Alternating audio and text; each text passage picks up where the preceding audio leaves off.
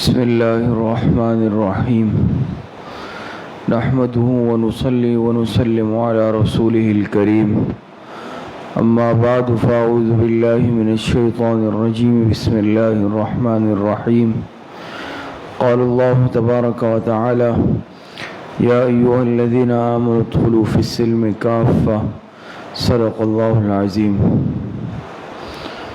ہر صاحب ایمان اس کے لیے یہ بات ضروری ہے کہ وہ ہر معاملے میں اللہ پاک کے فیصلوں پر راضی رہے۔ اس کو شریعت کی اصطلاح میں یا تصوف و سلوک کی اصطلاح میں تسلیم و رضا کہا جاتا ہے کہ ایک بندہ اللہ پاک کے ہر فیصلے کے سامنے سر تسلیم خم کرے، اللہ پاک کے ہر فیصلے کے سامنے راضی رہے، کسی بھی قسم کی ناراضگی کا اظہار نہ ہو، گلے شکوے کا اظہار نہ ہو، ناشکری کا اظہار نہ ہو، تو یہ بندہ کامل مومن ہوتا ہے، اس کا ایمان مکمل ہوتا ہے۔ یہ اس بات کی علامت ہوتی ہے جو بھی اللہ پاک کے فیصلے ہو دنیا میں آپ دیکھتے ہیں، اور ہر کل ہے کہ دنیا کا ہر کام یہ اللہ پاک کی مرضی سے ہوتا ہے، اور اللہ پاک کے ہر کام میں حکمت ہوتی ہے۔ اللہ پاک کا کوئی بھی فیصلہ حکمت سے خالی نہیں ہوتا۔ تو اس بنا پر ایک صاحب ایمان جس کا ایمان بنا ہوا ہو وہ اللہ پاک کے ہر فیصلے پر راضی رہتا ہے، چاہے اس فیصلے میں اور اس عمل کی وجہ سے اولاد بھائیوں میں ماں باپ میں کسی کا انتقال ہو جاتا ہے یا خدا نخواستہ اچانک انتقال ہو جائے۔ اب اس میں اللہ پاک انسان کے فیصلے پر اعتراض نہیں کر سکتا کہ بھئی یہ میرے ساتھ ہی ایسا ہوا یا یہ کیوں ہوا، بلکہ آپ دیکھتے ہیں جو انسان نیک ہوتا ہے، جس کا اللہ پاک سے تعلق مضبوط ہوتا ہے، کتنا ہی سخت صدمہ آ جائے، کتنی ہی سخت پریشان کن حالات آئے، وہ یہ کہتے ہیں بھئی اللہ پاک کی مرضی ہے، اللہ پاک کی مرضی ہے اور مجھے اللہ پاک کا ہر فیصلہ قبول ہے۔ دوسری بات یہ ہے کہ ہم سب شریعت اور دین پر عمل کرنے والے ہیں، ہم دین اور شریعت کو اپنے تابع نہیں کر سکتے۔ دین خواہشات پر چلنے کا نام تو نہیں ہے، بلکہ دین یہ اللہ پاک کی بھیجی ہوئی شریعت ہے، اور جیسا شریعت کہے گا ہم ویسے ہی چلیں گے۔ صدمے کے حالات آئے، پریشانی کے حالات آئے، شریعت نے ہمیں حکم دیا ہے کہ بھئی صبر کرنا ہے۔ ایسے وقت میں ہم اگر کہیں گے بھئی ہم صبر نہیں کرتے، خواہشات پر چلنے کا نام یاد رکھیں یہ دین نہیں ہے۔ بہت سارے معاملات میں آپ دیکھتے ہیں کہ شریعت رخصت دے دیتی ہے، ایک آدمی صحیح تندرست ہے وہ کھڑے ہو کر نماز پڑھ سکتا ہے، خدا نخواستہ اگر کسی کو معذوری ہو جائے کھڑے ہو کر نماز پڑھنے پر قادر نہیں رہے، شریعت کہتی ہے بھئی آپ بیٹھ کر نماز پڑھ لو، یہاں تک کہ اگر بیٹھنے پر بھی قادر نہیں ہے لیٹ کر نماز پڑھ سکتے ہیں۔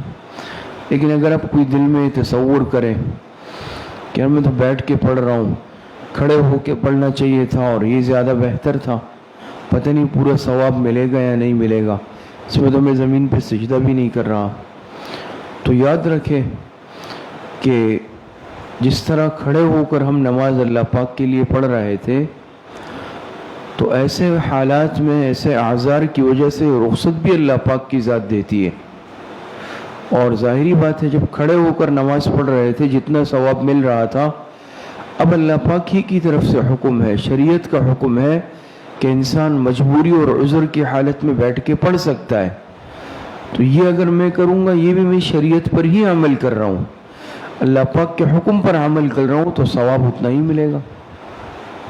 اس میں سوچنا کہ شاید ثواب نہیں ملے۔ اسی طریقے سے روزہ، انسان مسافر ہے، بیمار ہے، اس میں شریعت نے حکم دیا ہے کہ بھئی روزہ چھوڑ سکتے ہو. اب اگر کوئی باوجود سخت بیمار ہونے کے روزہ چھوڑنے پر تیار نہیں ہے تو یہ صحیح عمل نہیں کر رہا، کیوں شریعت نے رخصت دی ہے. یہ اگر اپنے شدید عذر کی وجہ سے، معقول اور جائز عذر کی وجہ سے روزہ چھوڑے گا تو اس کے ثواب میں کمی نہیں ہوگی، کہ اس کی نیت تو رکھنے کی تھی لیکن کوئی مجبوری آ گئی، بیماری آ گئی، شدید عذر آ گیا. اس میں اگر کوئی کہنے کہ میں اب بھی رکھوں گا تو اس کی وجہ سے اپنے آپ کو ہلاکت میں ڈالنا، یہ بات یاد رکھیں، یہ بھی درست نہیں ہے. شریعت نے جب رخصت دی ہے تو انسان بلا وجہ بہادر بننے کی کوشش نہ کرے. کہ میں نے یہی عرض کیا شروع میں، بات آپ حضرات کے سمجھ میں آ گئی ہوگی کہ دین اتباع کا نام ہے. دین اپنی خواہشات پر چلنے کا نام نہیں ہے کہ ہم یہ کہیں کہ بھئی یہ دل چاہ رہا ہے یہ کر لوں. بہت سارے معاملات اور بہت سارے مواقع ایسے آتے ہیں نا، مثال کے طور پہ کسی کی فوتگی ہو گئی، غم ہو گیا. اب اگر میں کہوں کہ میں ایصال ثواب اپنے طریقے پر کروں، اپنی مرضی پر کر لوں، تو یاد رکھیں بجائے ثواب کے وہ گناہ کا باعث بن سکتا ہے، وہ بدعت کی صف میں چلا جائے گا، اور وہ عمل بدعت بن کر بجائے ثواب کے ہمارے لیے گناہ کا باعث بن جائے گا. کیونکہ ہم نے تو یہ دیکھنا ہے کہ ایسے موقع پر حضور علیہ الصلوۃ والسلام کا کیا عمل تھا، شریعت کی کیا تعلیمات ہیں. ہم تو اس کے مکلف ہیں. خوشی کا موقع ہے، غم کا موقع ہے، کوئی بھی موقع ہے، تو ہم رسم کے پابند نہیں ہیں. ہم کسی کے رسم و رواج کے پابند تو نہیں ہے کہ بھئی بڑوں نے یہ کیا، باپ دادا کے زمانے سے ہم تو یہ دیکھتے چلے آ رہے ہیں کہ بھئی وہ یہ کرتے تھے، وہ یہ طریقہ اختیار کرتے تھے. تو ما وجدنا علیہ آباءنا، یاد رکھیے امت مسلمہ کا شیوا نہیں ہے. یہ تو حضور علیہ الصلوۃ والسلام کو اس زمانے میں جواب دیتے تھے مکہ والے کہ ہم نے باپ دادوں کو ایسا کرتا ہوا، اور انبیاء کو ان کی اقوام یہ جواب دیتی تھی. ہم یہ تھوڑی دیکھیں گے، ہم یہ دیکھیں گے کہ اس موقع پر قرآن اور حدیث کی تعلیمات کیا ہے، سنت طریقہ کیا ہے. حالانکہ میرا دل دوسرے عمل سے خوش ہو رہا ہے، میرا دل یہ چاہ رہا ہے کہ بھئی اس موقع پر میں یہ کر لوں یہ کر لوں، اور یہ نیکی کا کام ہے. اس موقع پر جو ہے میں شربت بنا کر تقسیم کر دوں، یہ طریقہ اختیار کر لوں، یہ طریقہ اختیار کر لوں، اور میرا دل وہ چاہ رہا ہے. لیکن دل کی خواہش پوری کرنے کا نام تو شریعت نہیں ہے، دین نہیں ہے نا. دین تو وہ ہے جو اللہ پاک نے بھیجا، حضور علیہ الصلوۃ والسلام کی سنتوں کا نام ہے. اللہ پاک کے احکامات پر اور حضور علیہ الصلوۃ والسلام کی سنتوں پر چلنے کا نام دین ہے. تو ایک مسلمان عرض کرنے کا مقصد یہ ہے، ہر موقع پر اس پر کوئی بھی حالات آ جائے، یہ شریعت کا دامن ہاتھ سے نہیں چھوڑتا. اس وقت شریعت نے کیا کہا ہے، اس وقت میرے لیے حکم کیا ہے، میں اس وقت کیا کروں. جیسے بھی حالات آئے انسان پر تو دیکھنا یہ ہے. تو میں نے عرض کیا کہ یہ تسلیم و رضا اس کو کہا جاتا ہے کہ انسان ہر حالت میں اللہ پاک کے حکم پر راضی رہے. اب طواف کر رہے ہیں، بھئی دل چاہ رہے حجر اسود کو بوسہ دے دو، لیکن دیکھا کہ رش ہے اور اگر میں ایسا کروں گا تو دھکم پیل ہوگی. تو اب دھکم پیل ہے تو اب شریعت کہتی ہے کہ بوسہ مت لو، دور سے اشارہ کر لو، استلام کر لو، ثواب اتنا ہی ملے گا. تو ثواب میں تو کمی نہیں آئی. ہاں اگر موقع ہے، سہولت ہے، انسان ضرور یہ عمل کرے، ضرور یہ عمل کرے. لیکن اگر اس عمل سے اس وقت کسی کی ذات کو تکلیف پہنچے گی تو اب میں یہ عمل نہیں کروں گا. کیوں؟ ثواب کے بجائے اگر میں کسی مسلمان کے لیے، کسی معتمر اور حاجی کے لیے اذیت اور تکلیف کا باعث بنا تو یہ تو میں نے گناہ کمایا.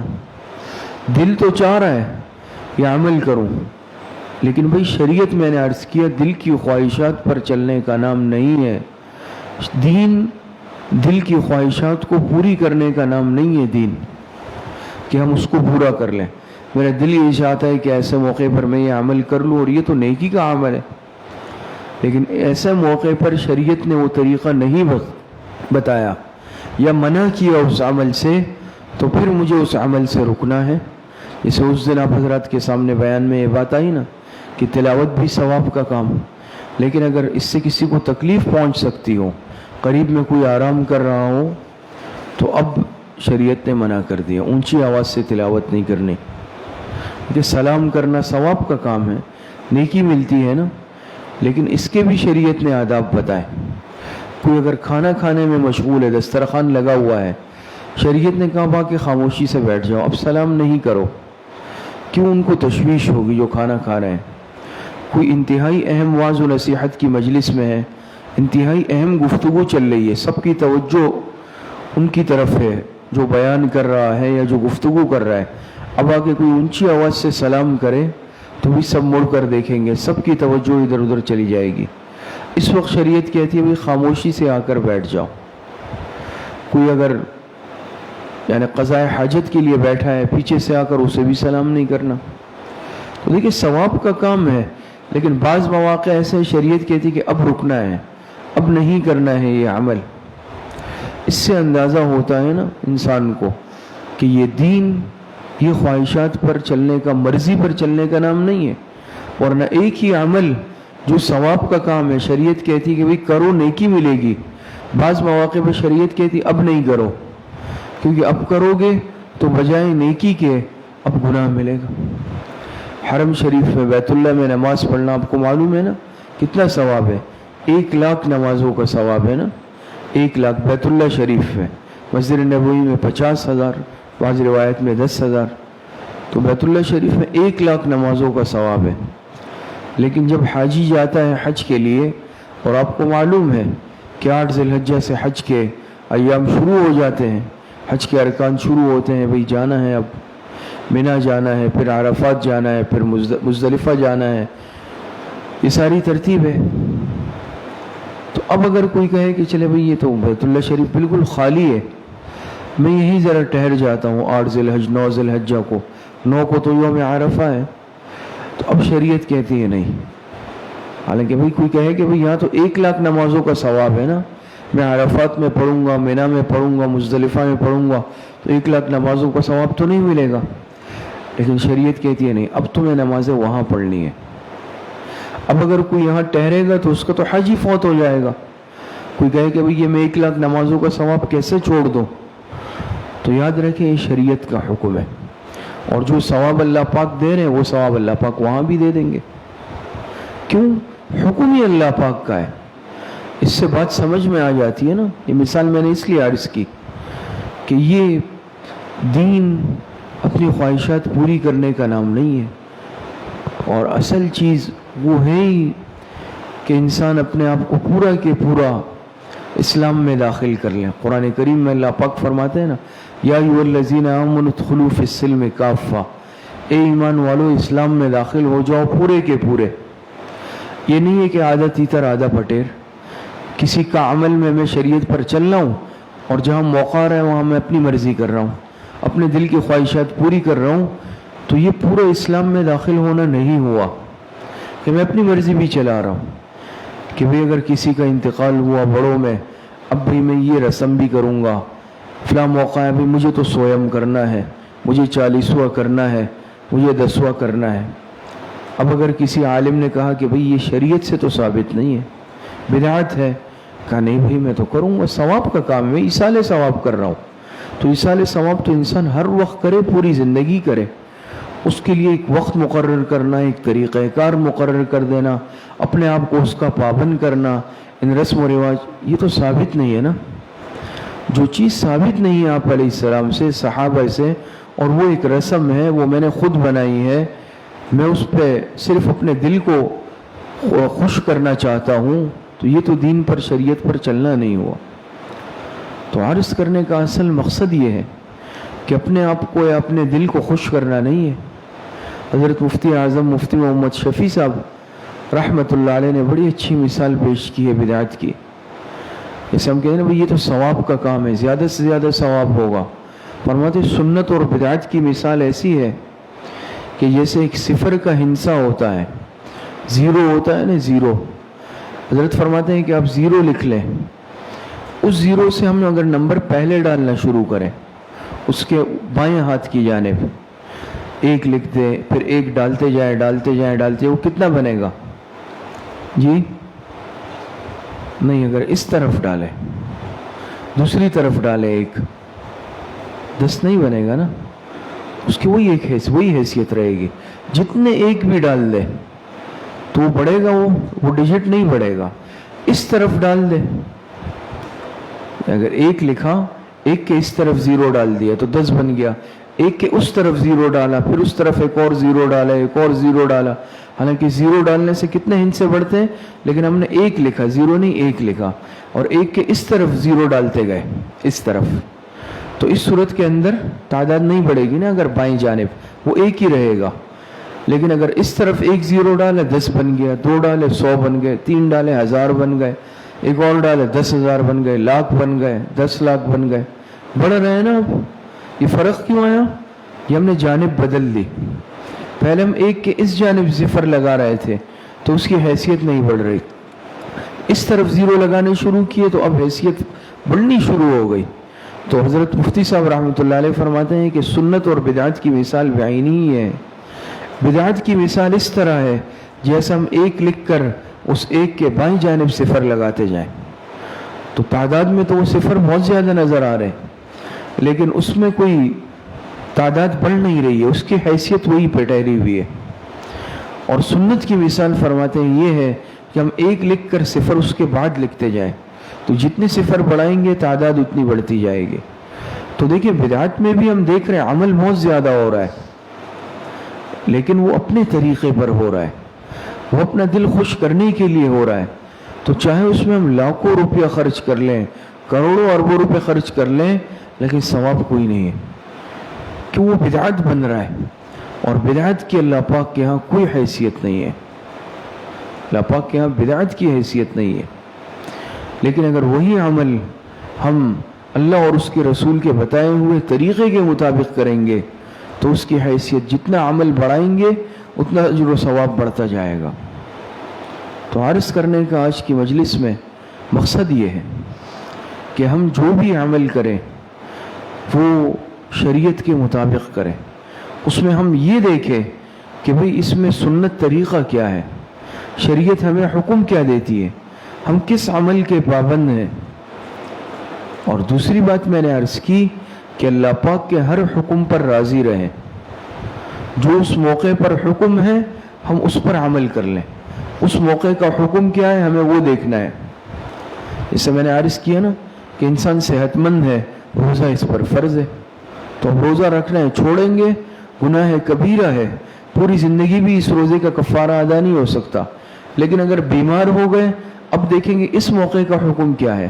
اب شریعت نے کہا ہے کہ بھئی اتنے بیمار ہیں کہ صحت کے لیے خطرہ ہے تو روزہ چھوڑ دو. اب اگر کوئی اصرار کرے کہ نہیں میں رکھوں گا تو یہ بھی پھر شریعت پر عمل کرنا تو نہیں ہوا. تو ہر موقع پر دیکھ کر اور اس موقع کا جائزہ لے کر اس موقع پر شریعت نے مجھے کیا حکم دیا ہے اس حکم پر عمل کرنا، یہ اتباع شریعت ہے. ہر موقع پر یکساں حکم بھی نہیں ہوتا نا. اب کوئی کھڑے ہو کر نماز پڑھ ہی نہیں سکتا مثال کے طور پر. ایک تو یہ کہ ویسے ہی معمولی عذر کی وجہ سے آج جیسا ہمارا مزاج بن گیا ہے کہ بھی مسجدوں میں کرسیاں دیکھ لی، جب دیکھتا ہے انسان تو چلو یار بیٹھ ہی جاؤں، کھڑے ہو کر پڑھوں گا تھک جاؤں گا، وہ تو جائز نہیں ہے. لیکن اگر واقعی کوئی ایسا عذر ہے تو پھر اس کے لیے جائز ہوگا. اب اگر یہ کھڑے ہو کر پڑھ ہی نہیں سکتا اور یہ پھر بھی اس کے باوجود کوشش کرے، اپنے آپ کو مشقت میں ڈالے، دوسروں کو مشقت میں ڈالے، تو یاد رکھے کہ یہ پھر اتباع شریعت نہیں ہوئی، کہ اپنی ذات کی وجہ سے انسان خود بھی اور دوسروں کو بھی تکلیف میں ڈال دے. خدا نخواستہ گر جائے، پیر ٹوٹ گیا، کوئی اور مسئلہ بن گیا. تو میں عرض کر یہ رہا تھا کہ ہر موقع پر دیکھیں گے کہ شریعت اس وقت مجھے کیا حکم دیتی ہے، میری طرف کیا حکم متوجہ ہے، اللہ پاک کس عمل سے راضی ہوتے ہیں. ہمیں اللہ پاک کی رضا پر عمل کرنا ہے. رضا بالقضا جسے کہا جاتا ہے، تسلیم و رضا جسے کہا جاتا ہے. ایک صاحب ایمان ہر وقت اللہ پاک کی مرضی کے مطابق چلتا ہے. اس لیے ایک بزرگ فرماتے ہیں نا کہ مرضی مولا ازہم اولا، کہ اللہ پاک کی مرضی وہ سب سے مقدم ہے. مجھے جس عمل میں اللہ پاک راضی ہو میں اس پر راضی ہوں. اللہ پاک کی مرضی جس عمل میں ہو مجھے وہ عمل قبول ہے. اسی لیے آپ دیکھتے ہیں نا جو نیک آدمی ہوتا ہے، بزرگ اللہ والے ہوتے ہیں، ان پر بہت سخت حالات آتے ہیں، اور یہ تو حقیقت بھی ہے، حدیث سے بھی ثابت ہے کہ آپ علیہ الصلوۃ والسلام نے فرمایا نا، ان اشد البلاء الانبیاء ثم الامثل فالامثل، اشد البلاء الانبیاء ثم الامثل فالامثل، سب سے زیادہ سخت حالات انبیاء پر آتے ہیں دنیا میں، پھر اس کے بعد جو انبیاء کے جتنا قریب ہوتا ہے. اور تو آپ دیکھیں گے جو جتنا مقرب نیک بندہ ہوتا ہے اس پر آزمائشیں آتی ہیں. تو یہ آزمائش اللہ پاک کی ناراضگی کی وجہ سے نہیں ہوتی، یہ ایک امتحان ہوتا ہے. مصیبت دو وجہ سے آتی ہے نا، ایک آزمائش کے طور پہ، ابتلا کے طور پہ. دیکھنا حضرت ایوب علیہ السلام کتنے سخت بیمار ہوئے، ابراہیم علیہ السلام کو آگ میں ڈالا گیا، حضرت زکریہ علیہ السلام کو آرے سے 2 ٹکڑے کیا گیا، حضرت یحییٰ علیہ السلام، دوسرے انبیاء. تو یہ ابتلا تھا، اللہ پاک کی طرف سے ایک آزمائش تھی.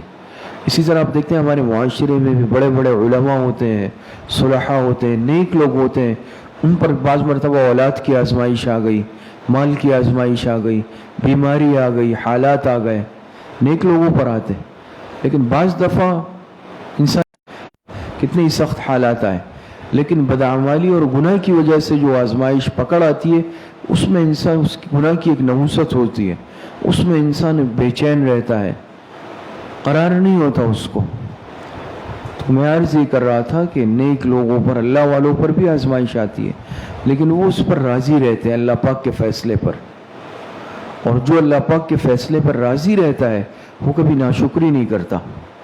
یہ جو ناشکری ہم کرتے ہیں نا، شکوے شکایت، یہ اس بات کی علامت ہوتی ہے کہ اس بندے میں تسلیم و رضا کی صفت نہیں ہے، یہ اللہ پاک کے فیصلے پر راضی نہیں ہے. بعض لوگ کہتے ہیں کہ پتہ نہیں مجھے اللہ پاک نے مال کیوں نہیں دیا، فلاں کو اتنا دیا، فلاں کو اتنا دیا، مجھے مال نہیں دیا، میں غریب ہوں. کوئی کہتا بھی میں بے اولاد کیوں ہوں، فلاں کو دی مجھے نہیں دی، فلاں کو حسن ملا مجھے نہیں ملا. تو ایک تو آپ نے بڑی نعمتیں دی ہوں گی، صحت کی نعمت ہے، طاقت کی نعمت ہے، اور بہت ساری نعمتیں ہیں، یہ اللہ پاک نے نہیں دی. تو جو نعمتیں موجود ہوتی ہے بجائے اس پر شکر ادا کرنے کے، ہم غیر موجود نعمتوں پر، اس میں بھی اللہ پاک کی حکمت ہوتی ہے، اس پر ہم شکوے کرتے ہیں. تو شکوہ شکایت یاد رکھیں، یہ اس بات کی علامت ہوتی ہے کہ بھئی تسلیم و رضا کی کیفیت نہیں. اور جو بندہ تسلیم و رضا کی کیفیت کو پا لیتا ہے، ہر حال میں اللہ پاک سے راضی رہتا ہے، وہ کبھی بھی اللہ پاک سے شکوہ نہیں کرتا، وہ کسی بھی عمل پر ناشکری نہیں کرتا. اللہ پاک ہمیں بھی تسلیم و رضا والی کیفیت نصیب فرمائے. وآخر دعوانا الحمدللہ رب العالمین. الحمدللہ رب العالمین والعاقبۃ للمتقین والصلاة والسلام علی خیر خلقہ محمد وآلہ واصحابہ اجمعین. چھوٹے بڑے ہر طرح کی گناہوں کو معاف فرما دے. جتنی لغزشیں کوتاہیاں ہوئی گناہ کیے ہیں اللہ توبہ طائب ہوتے ہیں، اللہ ہماری توبہ کو اپنی بارگاہ میں قبول فرما لے. جتنے پریشان حال ہے، جس قسم کی پریشانی میں مبتلا ہے، اے اللہ سب کی پریشانیوں کو ختم فرما لے. جتنے بیمار ہیں، گھروں میں ہیں، اسپتالوں میں ہیں، جسمانی بیمار ہے، روحانی بیمار ہے، اے اللہ سب کو صحت کاملہ عاجلہ عطا فرما دے. جتنے اموات المؤمنین دنیا سے جا چکے ہیں اللہ سب کی مغفرت فرما دے. ہماری دعاؤں کو اپنے فضل و کرم سے، فضل و رحمت سے اپنی بارگاہ میں قبول اور منظور فرما دے. وصلی اللہ وسلم علی نبینا محمد وآلہ واصحابہ اجمعین برحمتک یا ارحم.